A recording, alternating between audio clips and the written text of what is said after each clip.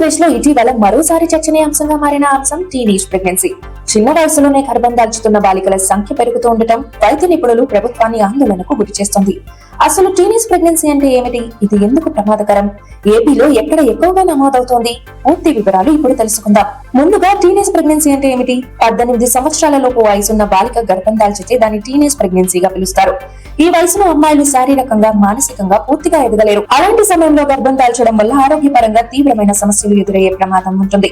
వైద్యుల ప్రకారం teenage pregnancy వల్ల రక్తహీనత, పోషకాహార లోపం, అధిక రక్తపోటు, ప్రసవ సమయంలో ప్రమాదాలు, శిశువు తక్కువ బరువుతో పుట్టడం వంటి సమస్యలు ఎక్కువగా కనిపిస్తాయి. కొన్నిసార్లు తల్లి, బిడ్డ ప్రాణాలకు కూడా ముప్పు ఏర్పడే అవకాశం ఉంది. ఇక ఆంధ్రప్రదేశ్ విషయానికి వస్తే, ఇటీవల విడుదలైన గణాంకాల ప్రకారం రాష్ట్రంలోని కొన్ని జిల్లాల్లో టీనేజ్ ప్రెగ్నెన్సీ కేసులు ఎక్కువగా నమోదవుతూ ఉండటం ఆందోళన కలిగిస్తోంది. ముఖ్యంగా గ్రామీణ ప్రాంతాల్లో ఈ కేసులు అధికంగా ఉన్నాయి. అత్యధికంగా టీనేజ్ ప్రెగ్నెన్సీ నమోదవుతున్న జిల్లాల్లో అల్లూరి సీతారామరాజు జిల్లా ముందంజలో ఉంది. ఈ జిల్లాలో విద్యా సౌకర్యాలు తక్కువగా ఉండటం, గిరిజన ప్రాంతాలు ఎక్కువగా ఉండటం, బాల్య వివాహాలు జరగడం వంటి కారణాలు ప్రధానంగా చెబుతున్నారు.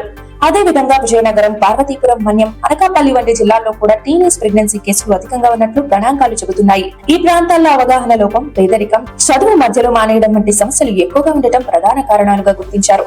మరోవైపు అత్యల్పంగా టీనేజ్ ప్రెగ్నెన్సీ నమోదవుతున్న జిల్లాలు కూడా ఉన్నాయి. కృష్ణా, గుంటూరు, శ్రీ సత్యసాయి వంటి పట్టణీకరణ ఎక్కువగా ఉన్న జిల్లాల్లో కేసులు తక్కువగా నమోదవుతున్నాయి. ఈ జిల్లాల్లో విద్యాస్థాయి మెరుగ్గా ఉండటం, ఆరోగ్య సేవలు అందుబాటులో ఉండటం, బాలికలపై అవగాహన ఎక్కువగా ఉండటం వల్ల ఈ సమస్య తగ్గిందని నిపుణులు చెబుతున్నారు. ఇప్పటికీ కొన్ని ప్రాంతాల్లో బాల్య వివాహాలు జరుగుతుండటం టీనేజ్ ప్రెగ్నెన్సీకి ప్రధాన కారణం. 18 సంవత్సరాలు నిండక ముందే పెళ్లి జరగడం వల్ల త్వరగా గర్భం దాల్చే పరిస్థితి ఏర్పడుతుంది. అదే విధంగా సెక్స్ ఎడ్యుకేషన్ లోపం కూడా ఒక ప్రధాన కారణం.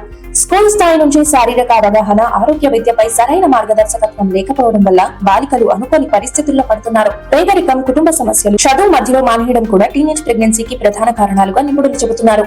కొన్ని ప్రాంతాల్లో సోషల్ మీడియా ప్రభావం, తప్పు సమాచారం కూడా యువతను ప్రభావితం చేస్తుందని అంటున్నారు.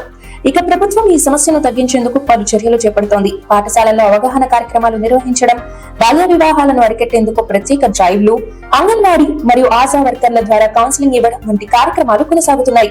గర్భిణీ బాలికలకు వైద్య సేవలు అందించేందుకు కూడా ప్రత్యేక చర్యలు తీసుకుంటున్నారు. అయితే నిపుణులు చెబుతున్నది ఒకటే, ఈ సమస్యను కేవలం ప్రభుత్వం మాత్రమే పరిష్కరించలేదు.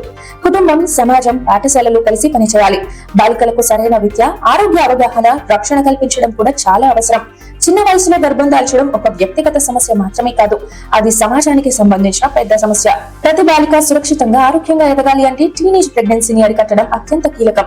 మరి ఈ విషయంపై మీ అభిప్రాయం ఏమిటి? టీనేజ్ ప్రెగ్నెన్సీ తగ్గాలంటే ఏం చేయాలి? మీ కామెంట్ లో తెలియజేయండి.